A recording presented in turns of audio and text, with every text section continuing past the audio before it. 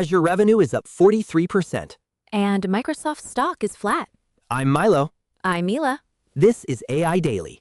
On the show today, Microsoft's cloud business crossed the $100 billion mark, driven by AI. Then, a backlash against Anthropic appears to be brewing in Silicon Valley. And later, the story that explains that flat stock price. Why Meta's massive AI spending plans have investors spooked. Okay, let's start with Microsoft's fiscal fourth quarter earnings.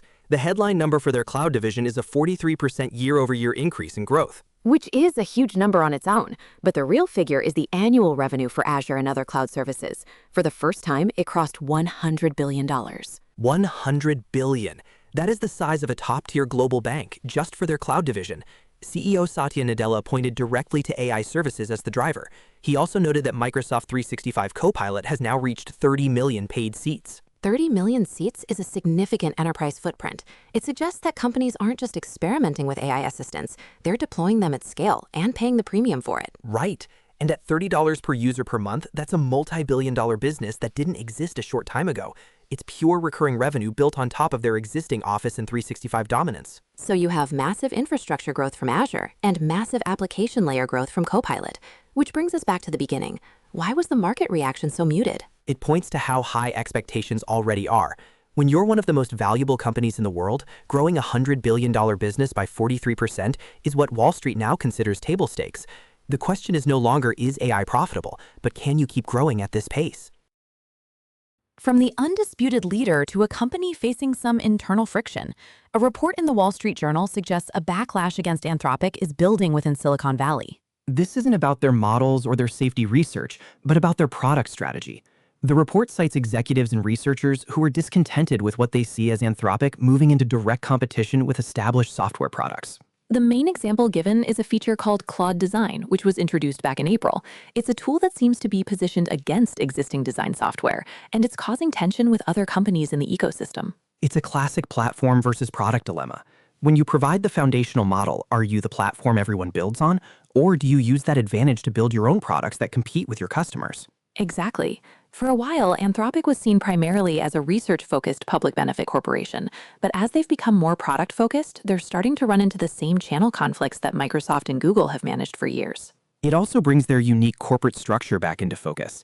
They have a long-term benefit trust designed to ensure their public mission is prioritized.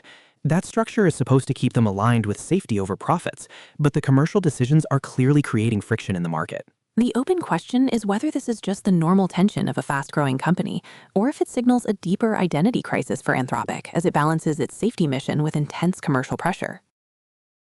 Now for our third story. Meta also released its quarterly earnings, and the market reaction was much clearer. The stock dropped. And this is the counterintuitive part. User growth was fine, engagement is high, but the company announced it was increasing its AI investment and infrastructure spending, and that spooked investors. They raised their capital expenditure forecast for the year, citing the need for more data centers and, of course, more GPUs to train and run their next generation of models, including Llama 4. This is the core of the AI arms race. To compete at the frontier, you have to spend billions of dollars on infrastructure before you have a product, let alone revenue from that product.